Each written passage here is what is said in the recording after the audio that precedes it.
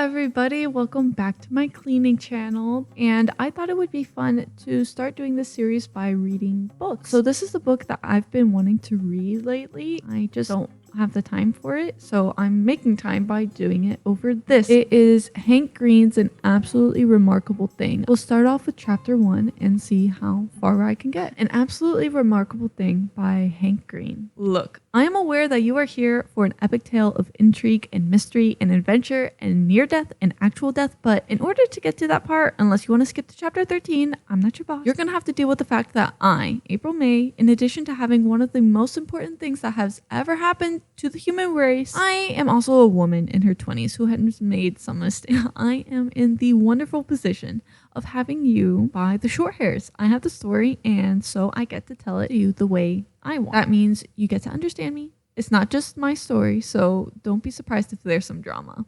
I'm gonna attempt to come at this account honestly, but I'll also admit to a significant pro-me bias. If you get anything out of this, ideally it won't be you being more or less one side or the other, but simply understanding that I am, or at least was, human. And I was feeling very much only human as I dragged my tired ass down 23rd Street at 2:45 a.m. after working a 16-hour day at a startup that, thanks to an aggressively shitty contract I signed, will remain nameless. Going to art school might seem like a terrible financial decision, but really that's only true if you have to take up gobs and gobs of student loans to fund your hoity-toity education. Of course, I had done exactly that. My parents were successful running a business, providing equipment to small and medium-sized dairy farms. Like the little things you hook up the cows to get the milk out of, they sold and distributed them. It was good business, good enough that I wouldn't have a lot of debt if I had gone to a state school. But I did not do that. I had loans, lots. So jumping from major to major, advertising, fine art, photography, illustration, and finally setting on the mundane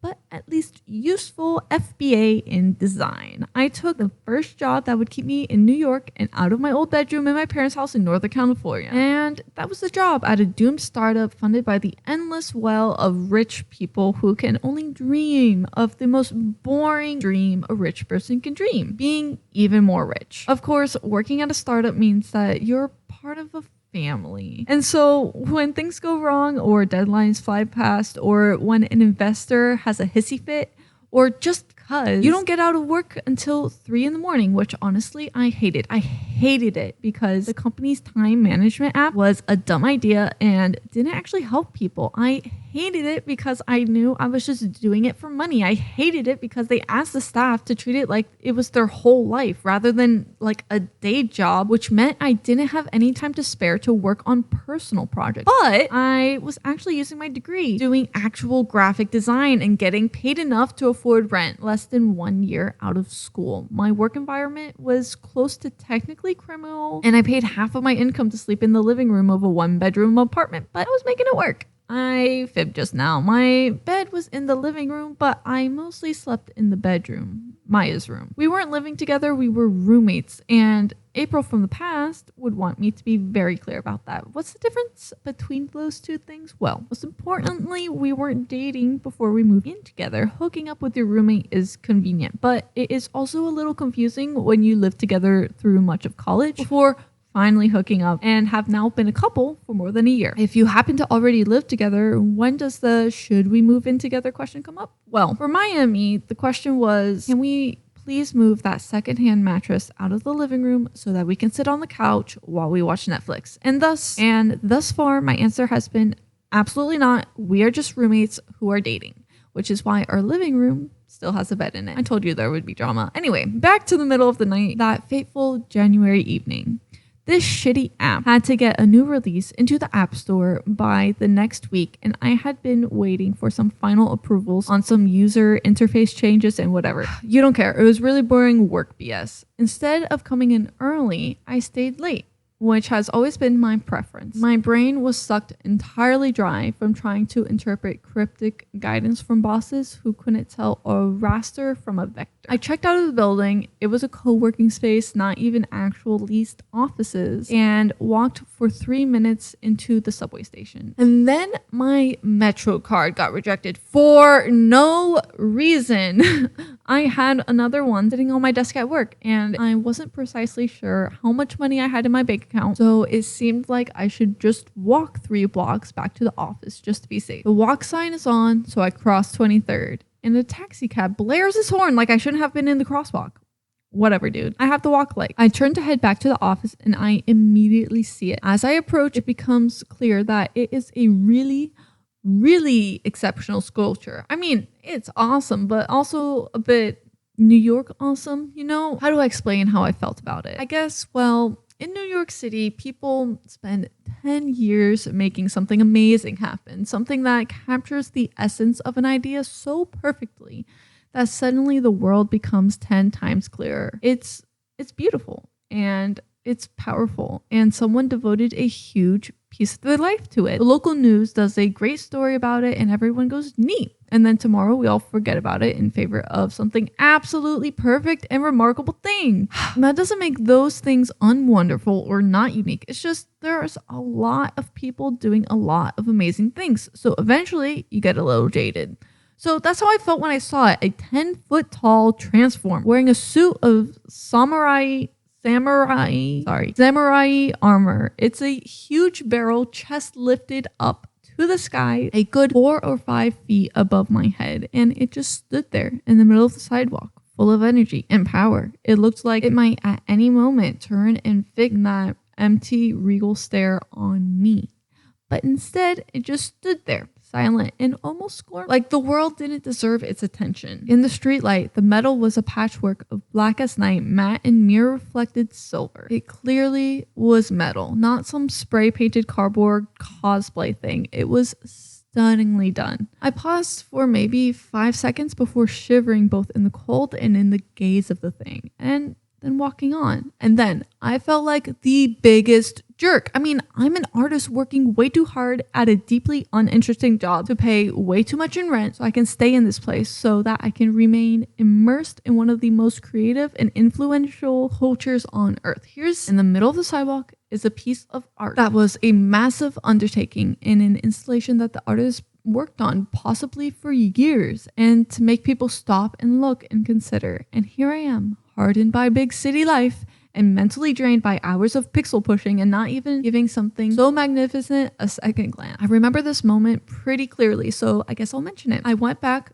to the sculpture, got up on my tippy toes, and I said, "Do you think I should call Andy?" The sculpture, of course, did nothing. It just stand there. If it's okay for me to call Andy. So I made the call. But first, some background on Andy. You know those moments when your life shifts and you think, I will definitely, without a doubt, continue to love and appreciate and connect with all of these cool people I have spent so many years with, despite the fact that our lives are changing a great deal right now. And then instead, you might as well just unfriend them on Facebook because you ain't ever gonna see that dude again in your whole life. Well, Andy, Maya, and I somehow thus far managed to avoid that fate. Maya and I had done it by occupying the same 400 square feet.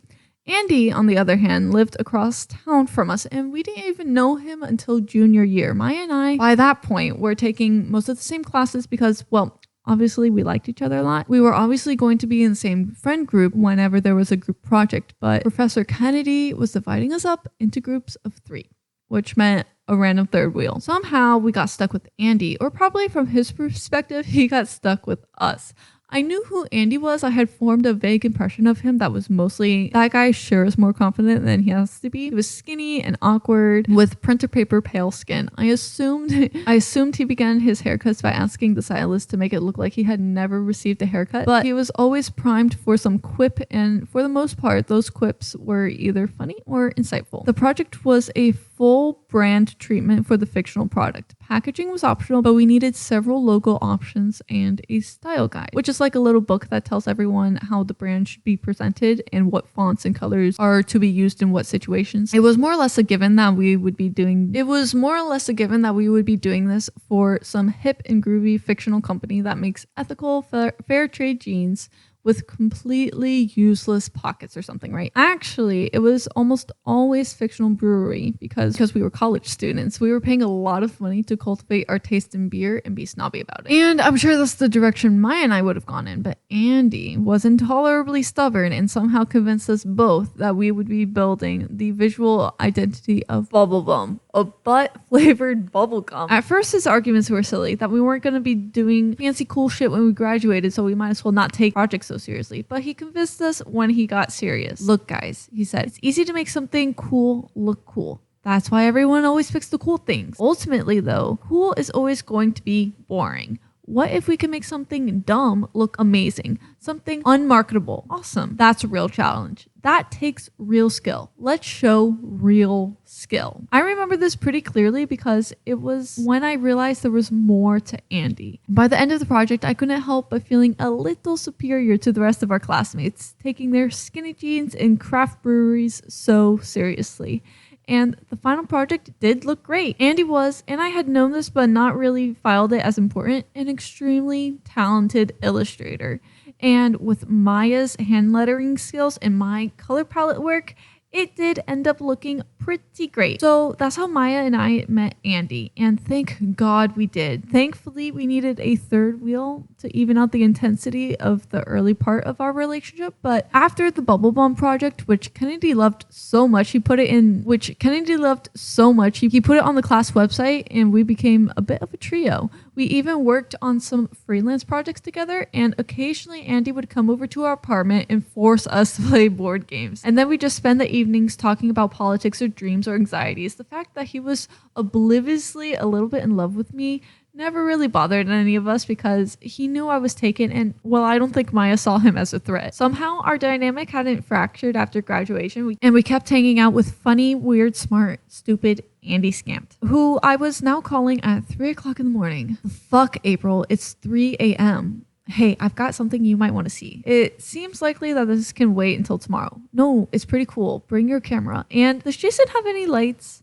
Jason was Andy's roommate. Both of them wanted to be internet famous. They would stream themselves playing video games to tiny audiences, and they had a podcast about the best TV death scenes that they also filmed and uploaded to YouTube. To me, it just seemed kind of incurable ailment that so many well-off dudes have, believing despite mountains of evidence that what the world truly needs is another white guy comedy podcast. This sounds harsh, but that's what it seemed to me back then. Now, of course, I know how easy it is to feel like you don't matter if no one's watching. I've also since listened to Slane Spotting, which is actually pretty funny. Wait, what's happening? What am I doing? He asked. Here's what you're doing. You're walking over to Gramps Reeve Theater. You're going to bring as much of Jason's video shit as you can get, and you're not going to regret it. So don't even think about going back to whatever henty VR game you're playing. This is better, I promise. You say that, but have you ever played Cherry Blossom Fairy 5, April, May? Have you? I'm hanging up. You're going to be there in 5 minutes. I hung up. Several people who weren't Andy walked by as I waited for him. Manhattan is less legit than it once was for sure, but this is